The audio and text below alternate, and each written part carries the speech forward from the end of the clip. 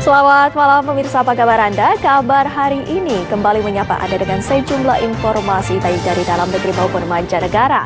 Bersama saya Windy Wellingtonia. Langsung saja kita mulai ke kabar pertama pemirsa. 3 orang tewas akibat pesawat jatuh menghantam rumah di wilayah Michigan, Amerika Serikat.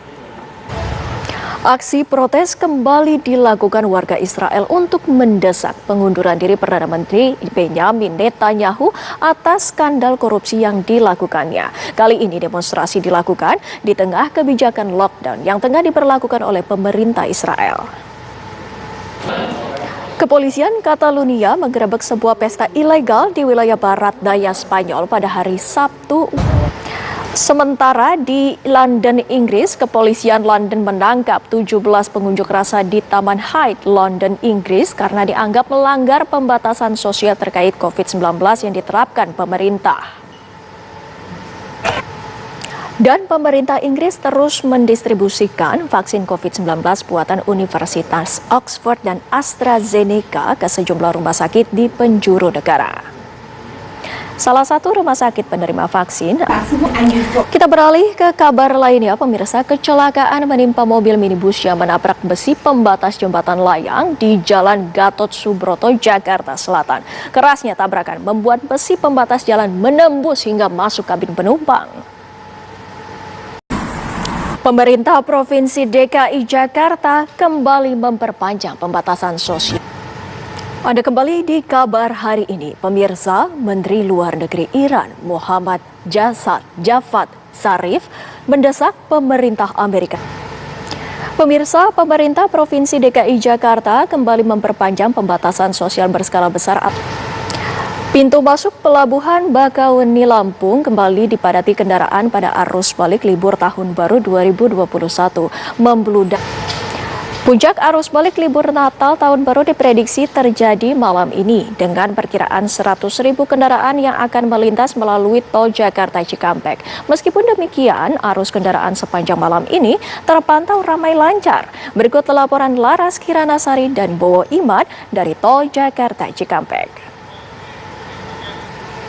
Puncak arus balik liburan terjadi di sejumlah bandar udara. Di Bandara Juanda, Sidoarjo, Jawa Timur, penumpang telah membludak sejak pagi di terminal keberangkatan domestik.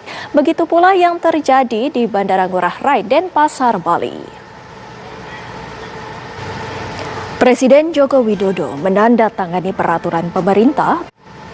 Pemirsa, Presiden Joko Widodo menandatangani peraturan pemerintah tentang tata cara pelaksanaan tindakan kebiri kimia, pemasangan alat pendeteksi elektronik, rehabilitasi, dan pengumuman identitas pelaku kekerasan seksual terhadap anak.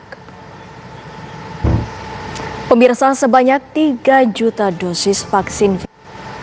Pemirsa, unjuk rasa digelar warga komunitas Hazara di Baluchistan, Pakistan. Warga mendesak pemerintah bertindak setelah kelompok bersenjata menyerang tambang batu bara hingga menewaskan 11 orang. Pemirsa, sebanyak 3 juta dosis vaksin virus corona buatan Sinovac mulai didistribusikan pada Minggu sore. Rencananya vaksin akan didistribusikan ke 34 provinsi di Indonesia. Gubernur Jawa Timur Hovifah Indar Parawansa masih menjalani isolasi mandiri. Hovifah menjadi salah satu pejabat daerah yang terpapar COVID-19. Sementara Kepala Badan Perlindungan Pekerja Migran Indonesia Beni Ramdhani juga menjalani isolasi mandiri setelah positif COVID-19. Badan Pengawas Obat India akhirnya menyetujui 2 vaksin COVID-19 yakni vaksin AstraZeneca dan vaksin yang dikembangkan perusahaan India Bharat Biotech. Untuk tahap awal, pemerintah India menargetkan dapat melakukan vaksinasi pada 300 juta warganya.